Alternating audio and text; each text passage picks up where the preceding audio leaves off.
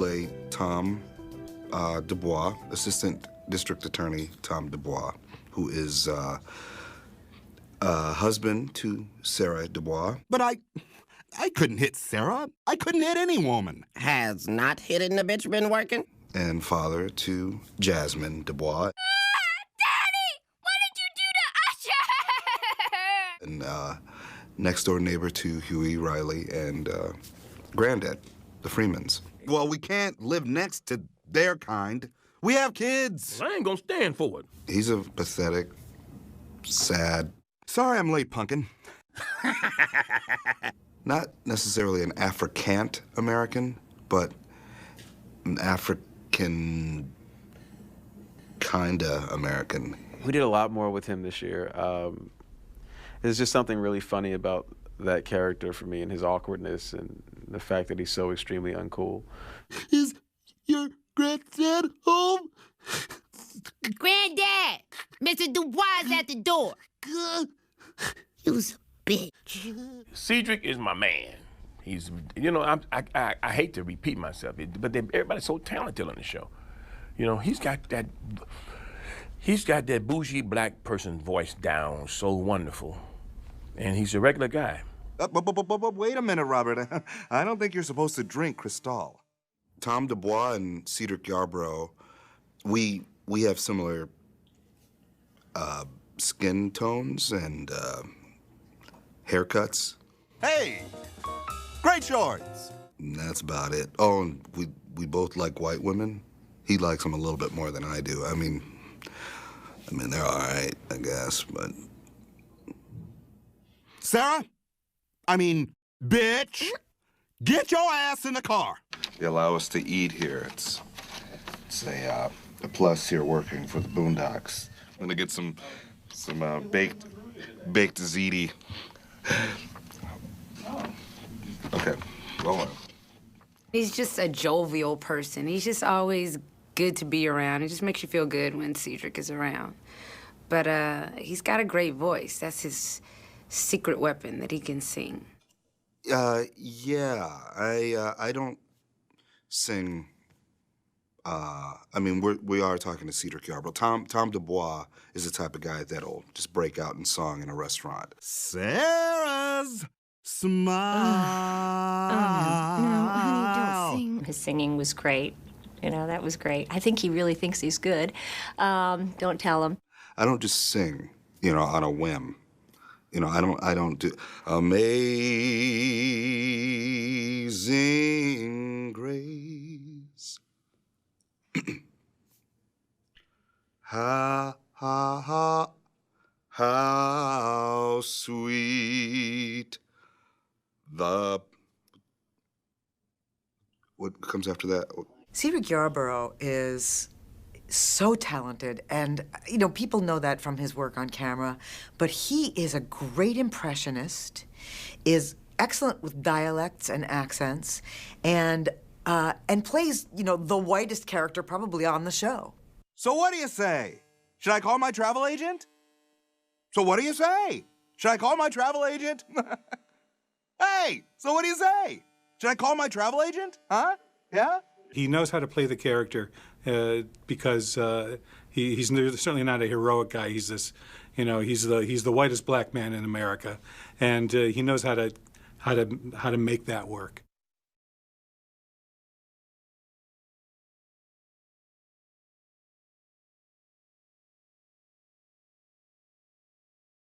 Oh, Soleil. She is a 30-year-old in an 11-year-old's body. You see, you have very few words for us to say, my friend.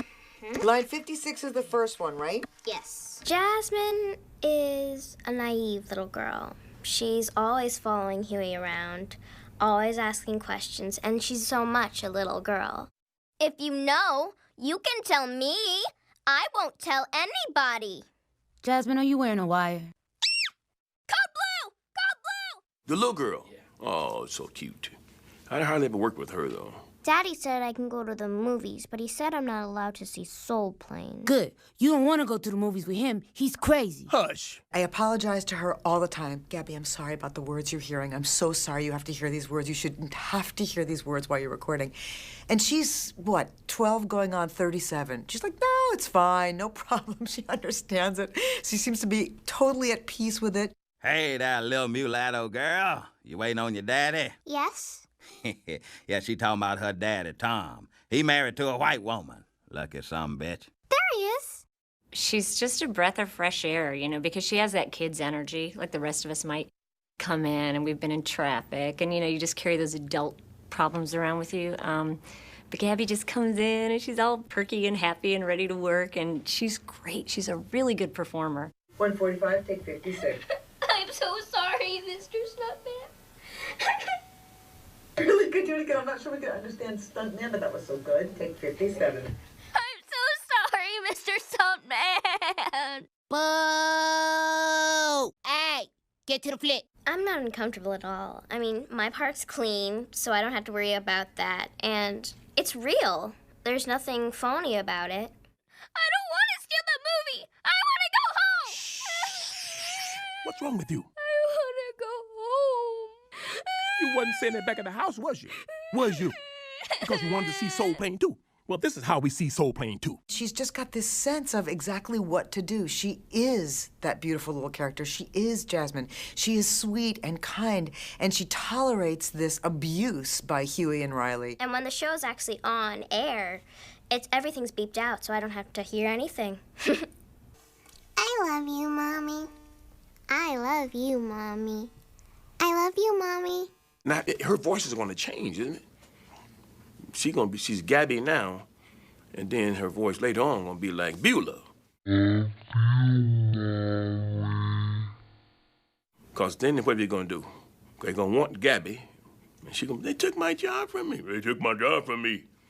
See, I don't know how they did that. She must have been the boss's friend or something. Everyone, and truly everyone, is always happy to see Gabby on the call sheet. Everybody's my favorite person. Either 206 or 208. 208 is also. And everyone's tied it's the for same first. Issue, you know, we just need to get things out. So.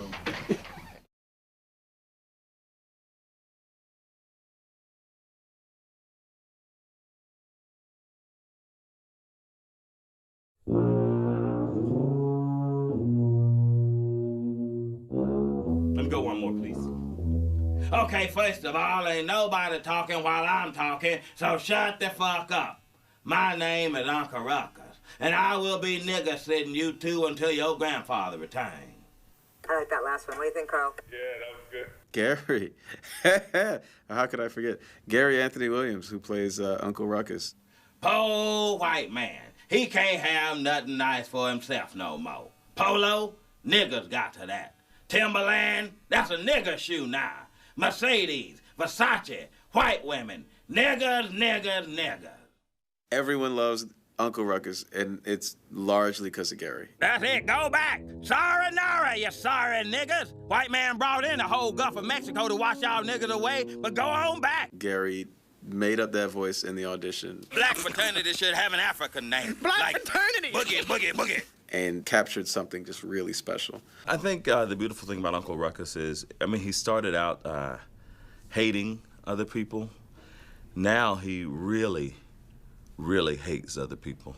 You gotta rotate your racial slur. Now, I know it's hard, cause nigga just rolled off the tongue the way sweat rolls off a nigga's forehead. Just cause your skin is light, bright, and 2 shades from being white, you think you too good to butter your own popcorn. Well, you wrong, Lando Calrissian. Damn it, Ruckus. Because of Uncle Ruckus embodying me, I now have at least 20 reasons to hate anybody I see, and I enjoy that. Go on, get out of here. Go do your little hyphy-fifey dances and nigger monkey shuffle somewhere else. This here bus is for kids with a future. My son asked me just yesterday, he said, Daddy, why are people different colors? I said, so you know which ones to hate, and look at them motherfuckers. That's who I'm hating. Let's go, let's just do this. And I hope that no one else in the cast takes this the wrong way. I don't think he's just the funniest person on the show. I think he may be the funniest actor I've ever worked with. I mean, hands down. He is just brilliant. Mel Gibson said Jews were the problem in Hollywood. And white motherfuckers sitting on the other side of that glass. I swear to God, this is the last time I'll be working with these cocksucking motherfuckers. Gary's a real nice fella, too. He's a good actor. He's really good. Well, how you doing this fine day, sir? May I say your dookie smells like sparkling ice water with a twist of lime. His character is lovable. They love, you know, mostly old white dudes love his character. I talk to people, they say, ooh, that Uncle Ruckus, he my kind of nigga. He my kind of coon. Avoid conversation with the nigga. Right, Robert. The nigga will lie. The nigga will make excuses. He will use words he don't really know. Gary, to me, is the most talented of all of us. He could play all the characters. I mean, he really can. Voiceover is some of the toughest work you have to do in the industry. I mean, you probably saw that last take I just did, last show. It took well over 10 minutes to get that done, and that is not easy. That's one of the funniest men I know.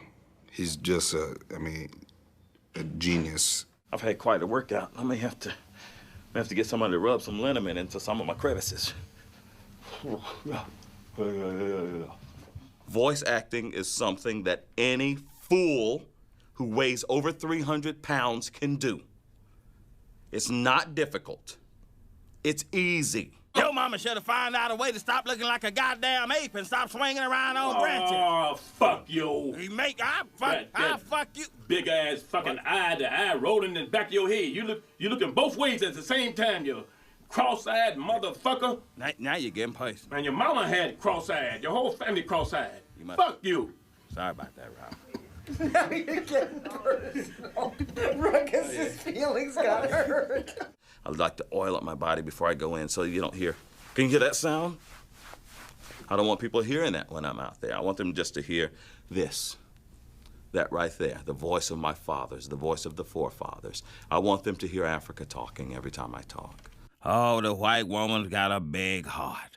Lord, she's got a big heart. They got me booked at a kindergarten thing. I'm gonna go over, do some Uncle Ruckus for the kids. They, kids like that stuff. They like to hear. They like to hear, I hate to say it, but nigga jokes. And young kids love that stuff. I'm just making sure that... Hey, Aaron?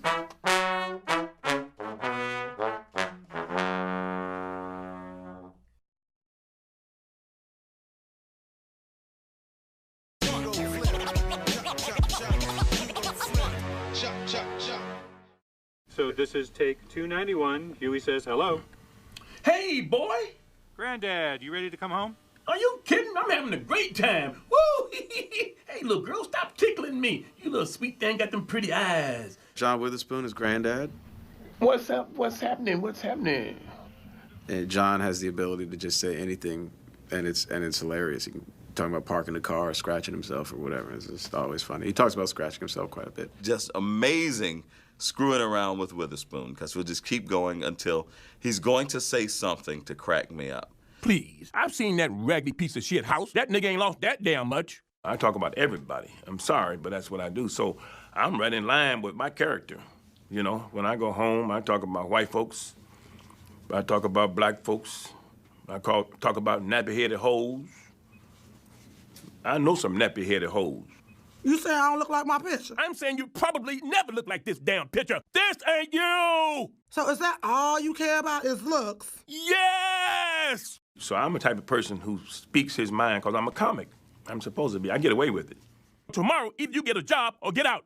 Him too. Oh, man. The women and kids can stay, but you two lazy niggas got to go. Every time I see Granddad, I can't. The two images are so have so combined. I can't think of one without the other. And Riley says, "Granddad, did you have a good time?" Shoot, you betcha. Mr. Bitches is back in effect. You should have seen it. They couldn't handle it. It sure is good to be home, though. Spoons is just brilliant. He's just somebody who, he's the person that's I'm asked about the most on the streets when it comes to Boondocks. Mama was a fool. Daddy was too. You want to be like Thug Magnificent? Don't go to school, fool. Yeah, yeah, yeah. Punk This ass motherfucker went to YouTube? No, this nigga didn't. I have an 11-year-old son, and he knows every line, every scene. He want me to be granddad. I said, I'm not granddad. I am John Witherspoon. He said, no, you just like granddaddy. So he want to be Riley or Huey. Uh-oh, look like someone called a beat down. Ain't nobody catch no beat down. Well, there's only one way to deal with bullies. You got to stand up to them. I remember when I was young, there was one bully, big dude. I forget his name. John Witherspoon has been around forever. And how cool it is that he's still like a 30-year-old mentality. He's just a kid. Man, I gotta run. I gotta go to the bathroom.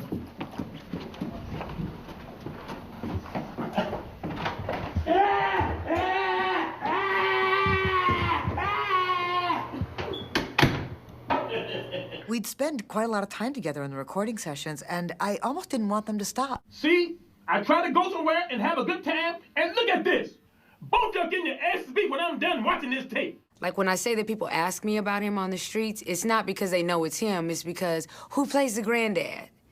You know, and as soon as I say it's John Witherspoon, they're like, oh yeah, that is him. That's messed up, Granddad. Damn it, boy, tell me who stole my car. So it's just that slight little thing that he's doing that's, you know, a little bit older. Because, you know, John Witherspoon thinks he's 25. John Witherspoon is a Mac. Don't tell him I told you that. What about some of that extra money on this damn show? This is a hell of a show. Everybody loves this show, but my pockets don't.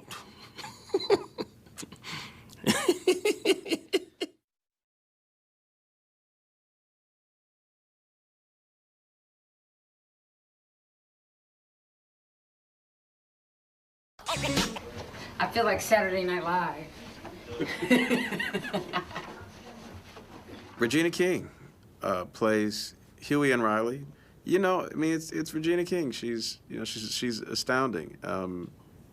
She does this amazing thing where she goes back and forth between the voices, and you know, she's the only one who could possibly pull that off, and I think she just does a fantastic job at both characters. Oh, come on, Granddad. She's not a kung fu master. She's crazy. Shit! Watch when you go to sleep. I bet she have a gang of niggas up in here to rob us. That ain't a good look, Granddad. Regina King is a remarkable actress. We know this. We've seen it from her on-camera work. What I didn't know and what I learned during this particular production was how good she is at voiceover work. Okay, first of all, Don't Trust Them New Niggas was not a spiritual. I think it comes from her acting ability as well as just the physical manipulation, because she has Huey so set in her mind as to what his personality is. We could just do a little research and look it up. I don't know, pick up a book. And then Riley, what a card he is and how different they are. Boo, that movie sucked. When you hear two brothers speak, you hear a similarity in their pacing sometimes, in certain ways that they use words. And so that's charming. That works really well for the series. That's what's really good, huh? All for some white girl who left you for an R&B dancing ass, sexy flexy ass nigga? Could be worse. Could have been a Marion. I originally was only playing Riley, and here we are in our second season, and I'm Huey and Riley, and I am able to do it pretty well. Sometimes she does it separately, and we do one voice and then we do another. But sometimes she's in the mood, she's in the spirit of that scene. She wants to do them both, and it's always impressive. So you're okay with him being gay? Gay? Who said he was gay? Nigga, is you crazy? Gangsta-licious gay. Come on, Riley, the song, the dance, I mean, do the homie. The homie dance ain't gay. I do the homie. That's not gay. You who thinks everything in the world is gay. Nigga, you gay. Jail nigga, you gay. Y'all niggas are gay. If I was going to choose which character was more fun to do, I would say Riley. What would my niggas think of me if I snitch? Wait a minute, what niggas? Hey, I got niggas. Riley is just so simple. Basically, if you watch TV in any type of pop, urban culture, there's Riley. It's all good, man. Just out here Rick Rossing it, you know, not loving them hoes. If I was going to choose which character was the most challenging, which means the most rewarding, it would be Huey.